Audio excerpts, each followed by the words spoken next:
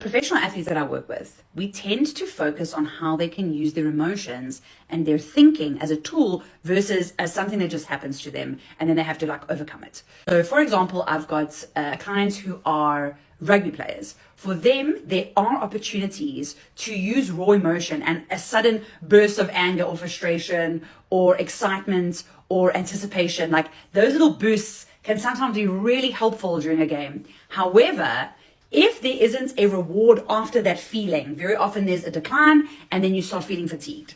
So this tool that I'm going to explain in this video is very much about re-energizing ourselves so that we have those short little breaks when we need that boost instead of having a dip and going into fatigue.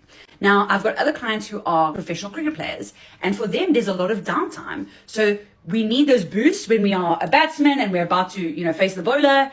But in between, when there's things that are not happening, maybe you're in the field, maybe, you're the second batsman, you are just waiting for your cue. Sometimes our mind really gets in the way.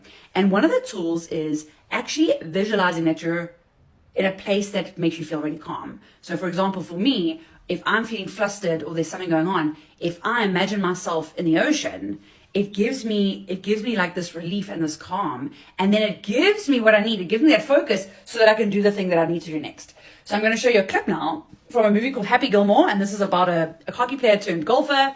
And he is struggling to control his emotions. Like he has no patience. And then he flips out when he makes a mistake because that was rewarded during hockey. But in golf, it's not something that's actually going to help you. And the coach tells him to go into his happy place. And once he's done that, he has clear, focused attention and he can calmly make a decision about what to do next. That is an actual tool that you can use as an athlete. Remember now, this isn't hockey. You don't play with raw emotion. You can't putt angry. You have to clear your mind of everything else. Stay focused.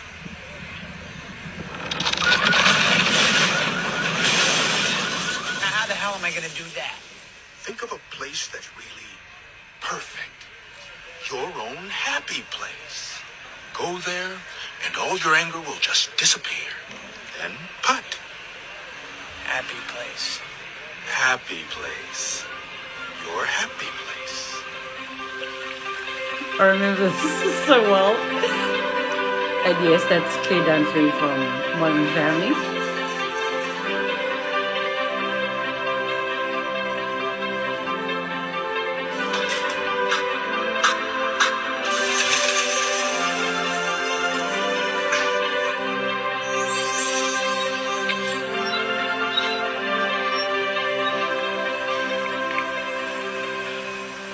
Now, how do you feel? Better. Now, putt.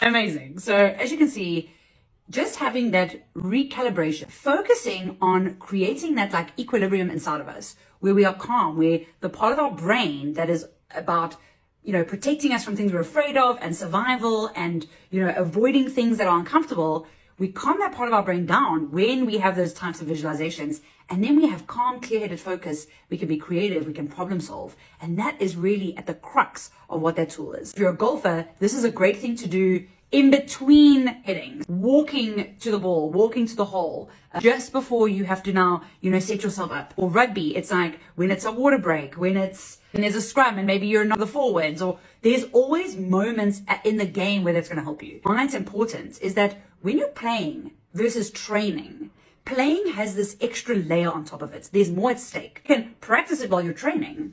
The same thing's going to happen for you, just like all the techniques that you practice during your training in terms of your tackling or your putting, giving yourself that opportunity to create evidence for your brain that you can do this thing, so that when there is that extra adrenaline and when there is more at stake, your brain's like, oh, but I know how to do this, even though there's these extra elements. Enjoy that tool, practice it. Remember that it takes some time to actually, get it to work. Think of it as, working on a new muscle. Remember that you have to build that strength and that fitness. And go and test it out and let me know how it goes for you.